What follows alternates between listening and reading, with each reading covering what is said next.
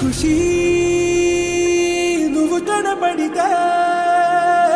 ఖుషి నీ మాట వినపడితే మంగళ్యమంతందునానే నవజీవన హేతునానే మంగళ్యమంతందునానే నవజీవన హేతునానే